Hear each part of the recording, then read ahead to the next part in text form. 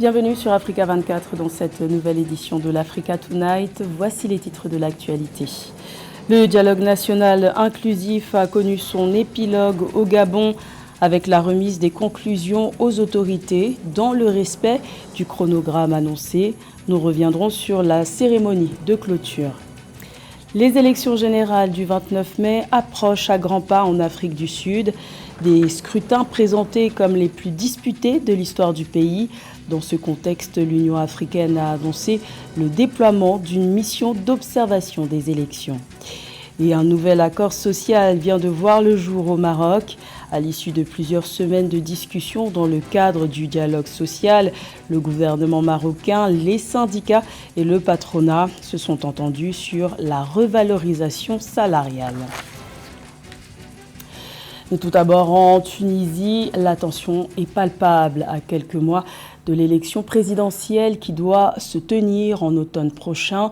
Le mouvement d'opposition Front du Salut National a annoncé ce mardi 30 avril son intention de boycotter le scrutin. Une position de principe pour dénoncer, je cite, une comédie électorale, fin de citation. Cette coalition, composée des principaux partis d'opposition, a soumis sa participation à plusieurs conditions, telles que la libération de prisonniers politiques, l'indépendance de la justice ainsi que l'indépendance de la commission électorale. Par crainte d'être confronté à un scrutin tronqué, le Front du Salut National dit préférer renoncer à toute participation. Chronogramme respecté au Gabon, les conclusions du dialogue national inclusif ont été remises le 30 avril aux autorités de transition. Il s'agit d'un document contenant 1000 résolutions pour ouvrir la voie à un Gabon nouveau. La cérémonie s'est tenue au palais présidentiel à Libreville. Retour sur cet événement avec nos envoyés spéciaux au Gabon, Eugène Chema, Joseph Moifo et Nassangoum. Lancé le 2 avril 2024, le dialogue national inclusif a refermé ses portes ce 30 avril au siège de la présidence de la République.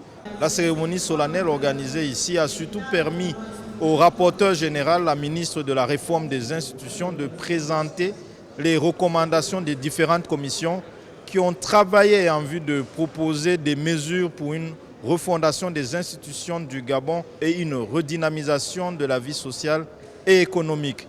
Moment fort de cette cérémonie, la remise de la carte du Gabon des mains de Monseigneur l'archevêque de Libreville, Jean-Patrick Ibaba, au président de la transition, Oligui Nguema, comme pour lui dire « Prenez bien soin de la destinée Gabon après ce moment important », ce moment présenté comme historique pour les Gabonais.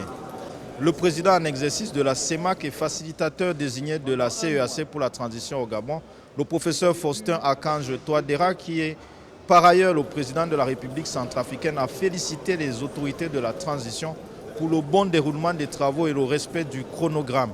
Il s'est engagé à rendre compte dans les meilleurs délais des conclusions de ce dialogue national inclusif aux chefs d'État et de gouvernement de la CEAC. Je voudrais ici, au nom des chefs d'État et de gouvernement de la CEAC, vous féliciter d'avoir tenu parole en organisant ce dialogue national inclusif dans le délai fixé par le chronogramme de la transition politique au Gabon.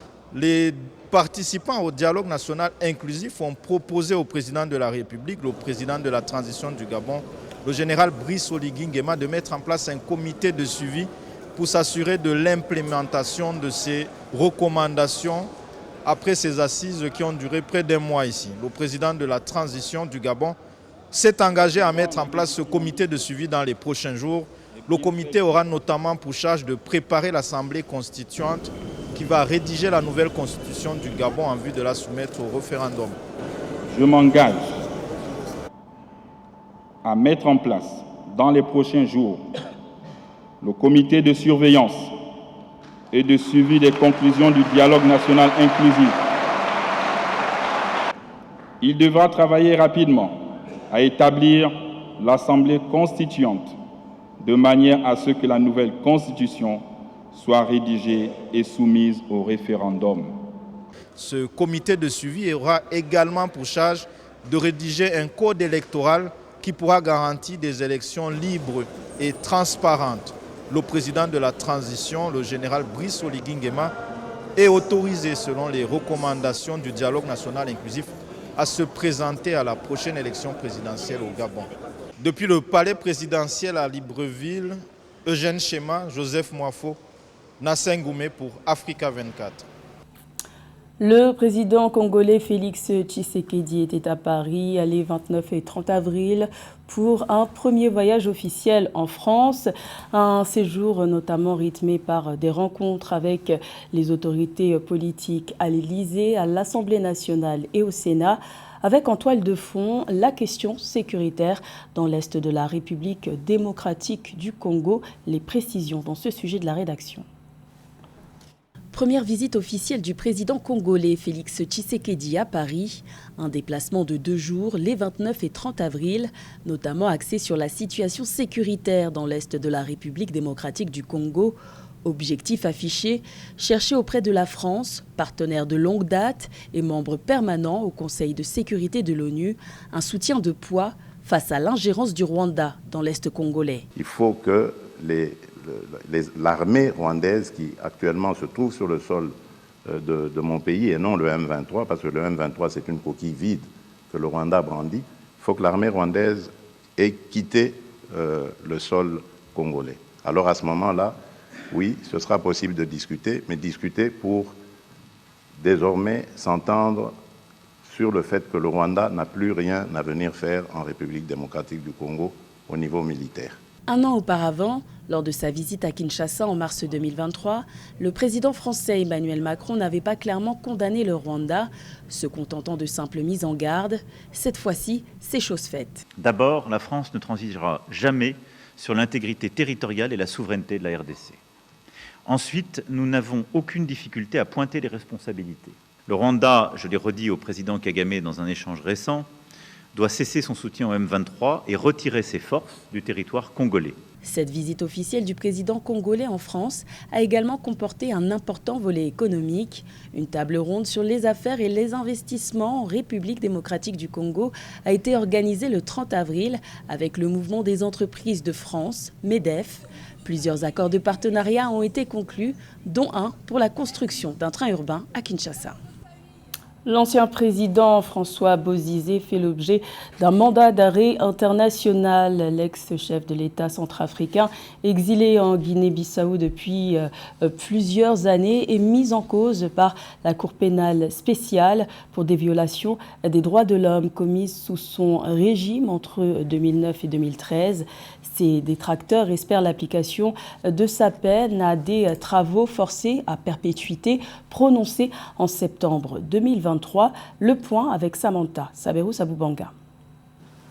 La Cour pénale spéciale de la République centrafricaine, un tribunal parrainé par l'ONU, a émis le 30 avril 2024 un mandat d'arrêt international à l'encontre de l'ancien président centrafricain François Bozizé Yanguvanda pour de possibles crimes de guerre et de crimes contre l'humanité commis par des militaires dans une prison entre 2009 et 2013. Selon la CPS, ce mandat d'arrêt international vise les crimes tels que meurtre, disparition forcée de personnes, privation grave de liberté physique ou atteinte à la dignité d'autrui. À l'époque où il était président, quand il a eu ces crimes-là, mais c'était le même président actuel, Faustin Touadéra, qui était son premier ministre.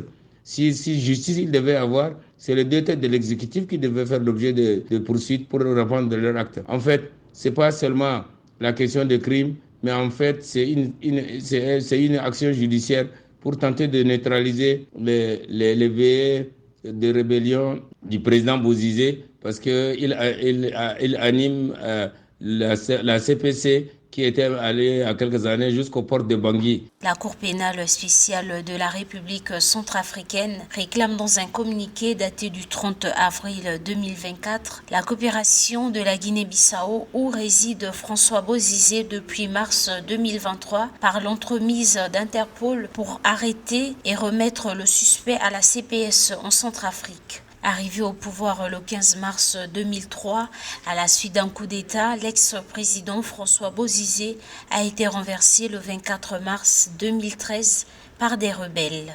C'est un problème de règlement des comptes politiques plutôt qu'un problème de recherche du droit et de l'équité. S'il y a un problème de droit et de l'équité, c'est le détecteur de l'exécutif qui doivent répondre. Le président et son ancien premier ministre Faustin Touadéra. C'est dommage pour l'Afrique que c'est la politique et la conservation du pouvoir qui priment sur la primauté du droit et la question du droit de l'homme et de liberté. La Cour pénale spéciale est une cour hybride instaurée en République centrafricaine, créée en juin 2015 avec le parrainage de l'ONU pour enquêter, poursuivre et juger les crimes les plus graves commis depuis 2013. François Bozizé, 77 ans, a été jugé par contumace par le parquet de Bangui pour complot et rébellion. Il a été condamné en septembre 2023 aux travaux forcés à perpétuité. Les élections générales se préparent en Afrique du Sud. Elles se tiendront le 29 mai prochain. Ces scrutins sont présentés comme étant les plus disputés de l'histoire politique du pays, car le parti au pouvoir, ANC, pourrait pour la première fois perdre la majorité absolue. C'est dans ce contexte que l'Union africaine a annoncé le 29 avril le déploiement d'une mission d'observation des élections. Les explications de Samantha Saberou Sabubanga. Alors que l'Afrique du Sud effectue les derniers préparatifs pour les élections nationales, le président de la Commission de l'Union africaine, Moussa Faki Mahamat, a annoncé le 29 avril 2024 le déploiement d'une mission d'observation électorale de l'Union africaine dans ce pays. Dirigée par l'ancien président kényan Uhuru Kenyatta, la mission comprend 60 observateurs, dont 3 experts électoraux de l'équipe de base chargée d'observer le déroulement des élections générales prévues du 21 mai au 3 juin 2024. Indéniablement, la délégation qui représentera les observateurs de l'Union africaine est relativement importante. Nous savons que dans ce contexte particulier d'élections générales en Afrique du Sud, qu'il va y avoir une bascule a priori selon les observateurs, avec a priori une empreinte et une influence beaucoup moins importante de l'ANC. La mission tiendra des réunions avec divers acteurs et observera les derniers préparatifs ainsi que le déroulement du processus électoral. Une déclaration préliminaire sera publiée par la mission d'observation après le jour du scrutin basée sur les résultats recueillis et fournira des rapports ou une évaluation impartiale sur la qualité des élections générales. Donc il s'agit pour les observateurs de l'Union africaine d'anticiper, d'apaiser la situation et d'œuvrer à ce que le scrutin soit le plus transparent possible, qu'il n'y ait aucune contestation qui en découle. D'après l'organe de gestion des élections d'Afrique du Sud, le scrutin de 2024 devra être le plus âprement disputé de l'histoire du pays, puisque plus de 14 000 candidats se disputeront 887 sièges des assemblées nationales et provinciales. Pour rappel, le 27 avril 2024, l'Afrique du Sud a célébré ses 30 ans de démocratie écoulés depuis la fin du régime de l'apartheid sous la direction du parti au pouvoir, le Congrès national africain ANC. Un nouvel accord social a été signé le 29 avril à Rabat au Maroc. Le gouvernement marocain, les syndicats et le patronat se sont entendus sur la revalorisation salariale après plusieurs semaines de négociations. À l'issue de ce dialogue social, la principale annonce est la hausse de 10% du salaire minimum interprofessionnel garanti, SMIG, dans le secteur privé. Plus de détails avec Catherine Gombe. Un nouvel accord entre le gouvernement, les syndicats et le patronat a été signé le 29 avril 2024. Le chef du gouvernement Aziza Kanouche a annoncé à Rabat que l'exécutif et les centrales syndicales sont parvenus dans le cadre du round d'avril 2024 du dialogue national à un accord pour une hausse générale de 1000 dirhams, soit $99 net par mois du salaire des fonctionnaires du secteur public. Le Premier ministre a également précisé que cet accord prévoit aussi une baisse mensuelle de l'impôt sur le revenu de l'ordre de 400 dirhams pour les fonctionnaires et les salariés des catégories à revenus moyens, ainsi qu'une nouvelle hausse de 10% du salaire minimum interprofessionnel garanti SMIG et du salaire minimum agricole garanti SMAG dans les secteurs de l'industrie et du commerce, ainsi que pour les professions libérales.